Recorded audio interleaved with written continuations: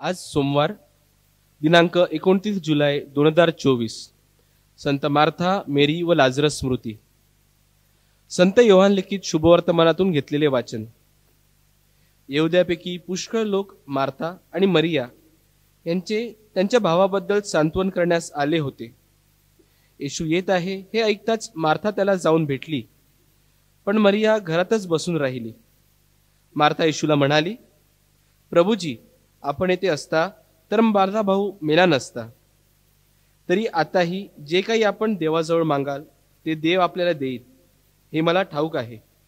येशूने तिला म्हटले, तुझा भाऊ पुन्हा उठेल. मार्था त्याला म्हणाली, तो शेवटल्या दिवशी पुनरुत्थान समयी पुन्हा उठेल, हे मला ठाऊक आहे. येशूने तिला म्हटले, पुनरुत्थान आणि जीवन मीच आहे. माझ्यावर विश्वास ठेवणारा मेला असला तरी जगेल, आणि माझ्यावर विश्वास ठेवणारा प्रत्येक जिवंत मनुष्य कधीही मरणार नाही. हे तू खरे मानतेस काय? ती त्याला म्हणाली, होय प्रभूजी, जगात येणारा देवाचा पुत्र ख्रिस्त आपणच आहात असा मी विश्वास धरला आहे. चिंतन. ख्रिस्त सभा आज संत मार्था, मरिया आणि लाजरस यांची स्मृती साजरी करत आहे. येशूने लाजरसला मरणातून उठवले तो प्रसंग संत योहानच्या शुभवर्तमानात वर्णन करण्यात आलेला आहे. त्याद्वारे येशूची मरणावर सुद्धा सत्ता आहे हे संत योहान सूचित करतो. तर संत लूक मार्था आणि मरियेचा उतारा सादर करून अतिथी देवो भव ही संकल्पना आपल्यासमोर मांडतो.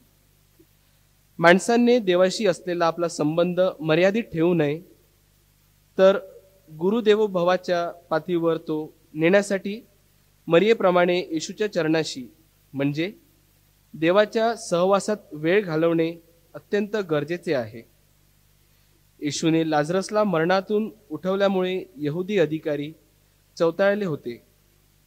म्हणून त्यांनी लाजरस, मार्था आणि मरिया यांना यापो बंदरात उभ्या असलेल्या एका गळत्या बोटीत बसवले. परमेश्वराच्या कृपेने ती बोट सायप्रसच्या किनाऱ्याला लागली. तिथे या भावंडांनी ख्रिस्ती धर्माचा प्रसार केला. लाजरस 30 वर्षे तिथे बिशप म्हणून कार्य पाहत होता. डॉमिनिशियन या रोमी सम्राटाच्या रक्तरंजित कार्यकिर्दीत त्याला ठार करण्यात आले. देवाबरोबर असलेला आपला संबंध भक्कम करण्यासाठी आपण देवाच्या कृपेला कशा प्रकारे प्रतिसाद देतो?